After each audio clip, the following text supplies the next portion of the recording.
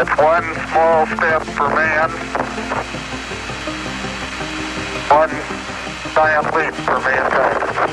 நிறைய பிரச்சனைகளுக்கு அப்புறமா நீல் ஆம்ஸ்ட்ராங்கும் பஸ் ஆல்ட்ரினும் ஈகிள் மாடியூலை வெற்றிகரமாக நிலவில் தரையிறக்குறாங்க.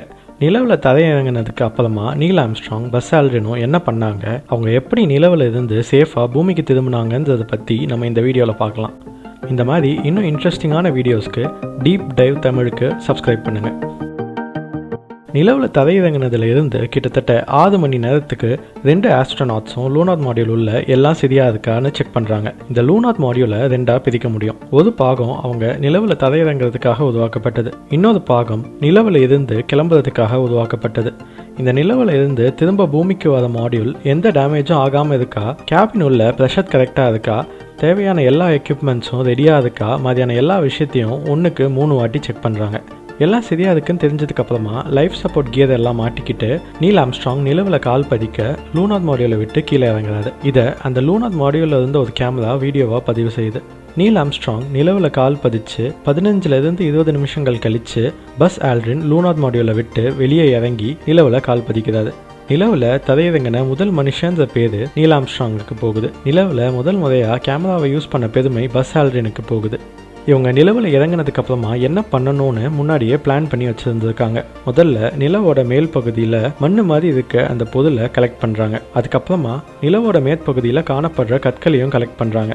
கிட்டத்தட்ட 2லிருந்து 2.5 மணி நேரத்துக்கு நீல் ஆம்ஸ்ட்ராங்கும் பஸ் ஆல்ட்ரினும் நிலவில் நடந்தும் மற்ற வேலைகளை பார்த்தும் நேரத்தை செலவிடுறாங்க. அந்த 2 மணி நேரத்தில் நிலவில் பல வகையான எக்யூப்மெண்ட்ஸையும் அவங்க பிளான் பண்ணுறாங்க. நிலவில் நிலநடுக்கம் வந்தால் அதை கணிக்கிறதுக்காக ஒரு கருவியையும், பூமிக்கும் நிலவுக்கும் நடுவில் இருக்க டிஸ்டன்ஸை துல்லியமாக கணிக்கிறதுக்காக லேசர் மிரர்னு சொல்லப்படுற ஒரு கருவியையும் அங்கே பிளான் பண்ணுறாங்க. இது பூமியிலேருந்து ஒரு லேசர் லைட்டை அனுப்பி அது நிலவில் இருக்க அந்த லேசர் மிரரில் பட்டு திரும்ப வரதுக்கு எவ்வளோ நேரம் ஆகுதுன்னு கணிக்கிறது மூலமாக பூமிக்கும் நிலவுக்கும் இடையில் இருக்க தூரத்தை கண்டுபிடிக்க உதவும். அதை தொடர்ந்து நிலவில் அமெரிக்காவோட ஃப்ளாகையும் அவங்க பிளான் பண்ணுறாங்க. அது மட்டும் இல்லாமல் ஒரு மெட்டல் பிளேட்டையும் அவங்க அங்கே வைக்கிறாங்க. அந்த மெட்டல் பிளேட்டில் "We come here in peace for all mankind"ன்னு எழுதியிருக்கு. அதாவது மனிதர்கள் இந்த இடத்துக்கு சண்டை போடுற நோக்கத்தோட வரல, அமைதிக்காக தான் வந்திருக்கோன்னு எழுதியிருக்கு. இதெல்லாம் நடந்ததுக்கு அப்புறமா அந்த டைமில் அமெரிக்காவோட பிரசிடெண்ட்டாக இருந்த JFK முதல் முறையாக பூமியில இருந்து நிலவுக்கு கால் பண்ணி நீல் ஆம்ஸ்ட்ராங் அப்புறம் பஸ் ஆல்ட்ரின் கூட சேட்டலைட் ஃபோன் மூலமாக பேசுறாரு. நிலவில் தரையிறங்கி 10 மணி நேரம் கிட்ட ஆகுது. நிலவில் இருந்து 23 கிலோ அளவுக்கு டஸ்ட், நிலவில் இருக்க கற்கள் எல்லாத்தையும் சேகரிச்சுட்டு அதை லூனார் மாடியூலோட அசென்ட் ஸ்டேஜில் ஏற்றுறாங்க. அதுக்கப்புறமா அவங்களும் லூனார் மாடியூல் உள்ள போய் அந்த கேபினை திரும்ப ரீப்ரெஷரைஸ் பண்ணுறாங்க. நிலவில் இருந்து கிளம்புறதுக்கு முன்னாடி கொஞ்ச நேரம் தூங்குறாங்க. தூங்கி எழுந்ததுக்கு அப்புறமா லூனார் மாடியூலும் நிலவோட ஆர்பிட்டில் சுற்றிட்டு இருக்க கொலம்பியா மாடியூலும் கரெக்டாக நேர்கோட்டில் வர சமயத்தில் லூனார் மாடியூல் நிலவில் இருந்து கிளம்புது. நிலவில் இருந்து கிளம்புன லூனார் மாடியூல் நிலவை கிட்டத்தட்ட 1 சுற்று சுற்றிட்டு அதுக்கப்புறமா தான் கொலம்பியா மாடியூல் கூட போய் சேருது. கொலம்பியா மாடியூலில் இருக்க மைக்கேல் காலின்ஸ், லூனார் மாடியூலில் இருக்க நீல் ஆம்ஸ்ட்ராங், பஸ் ஆல்ட்ரின் அவங்க கொண்டு வந்த 23 கிலோ வெயிட்டுடைய எல்லா பொருட்களையும் லூனார் மாடியூலில் இருந்து கொலம்பியா மாடியூலுக்கு மாற்ற ஹெல்ப் பண்ணுறாரு.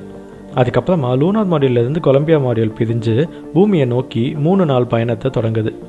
பூமியிலிருந்து கிளம்பி கிட்டத்தட்ட 8 நாட்களுக்கு அப்புறமா 3 ஆஸ்ட்ரோநாட்ஸும் பூமிக்கு திரும்புகிறாங்க.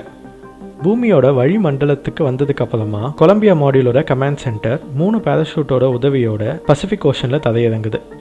3 ஆஸ்ட்ரோநாட்ஸும் பூமியிலிருந்து வெற்றிகரமாக நிலவுக்கு போய் அங்கே 21 மணி நேரம் கிட்ட செலவு பண்ணிட்டு 8 நாட்கள் கழித்து வெற்றிகரமாக பசிபிக் ஓஷனில் தரையிறங்குறாங்க. இவங்க பசிபிக் ஓஷனில் தரையிறங்கினதும் 3 ஆஸ்ட்ரோநாட்ஸும் கிட்டத்தட்ட 21 நாட்களுக்கு குவாரண்டைன் பண்ணப்படுறாங்க.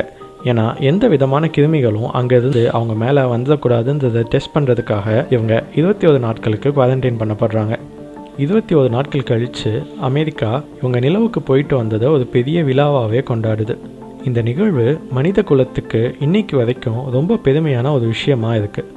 இது நடந்து இத்தனை வருஷம் கழித்து இந்தியா ககன்யான்ற திட்டத்தின் கீழே 4 இந்தியாவை சேர்ந்த ஆஸ்ட்ரோநாட்ஸை முதல் முறையாக விண்வெளிக்கு அனுப்ப பிளான் பண்ணியிருக்காங்க.